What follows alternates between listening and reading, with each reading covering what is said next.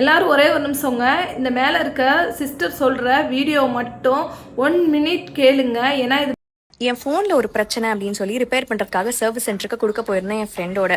So பாஸ்வேர்ட்லாம் போட்டு open பண்ணி ஃபோனை கொடுத்துட்டு இதான் நான் பிரச்சனை அப்படின்னு சொன்னோன்னே 2 days கழிச்சு வந்து கலெக்ட் பண்ணிக்கோங்க அப்படின்னு சொன்னார். அந்த டைம் தான் என் ஃப்ரெண்டு சொன்னாப்புல, நீ பாட்டுக்கு ஃபோனை கொடுத்துட்டு வந்துட்ட, பாஸ்வேர்டே சொல்லிட்டு வந்துட்டேன், அந்த ஃபோனுக்குள்ளே தான் உன்னோட banking details, credit card, account, photo, வீடியோன்னு அத்தனையும் வச்சிருக்கேன், அவங்க அதை பார்த்து ஆக்சஸ் பண்ணிட மாட்டாங்களா அப்படின்னு சொன்னோன்னு தான் எனக்கு ஒரு நிமிஷம் யோசனையாக வந்துச்சு.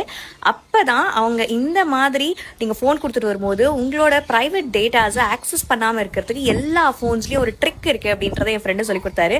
அண்ட் நீங்கள் என்ன மாடல் ஃபோன்ஸ் வச்சிருந்தாலும் அதில் எப்படி அதை யூஸ் பண்ணணும் அப்படின்றத நான் உங்களுக்கு காட்டுறேன். மறக்காமல் யாருக்கெல்லாம் வேணுமோ அவங்களுக்கு ஷேர் பண்ணுங்கள்.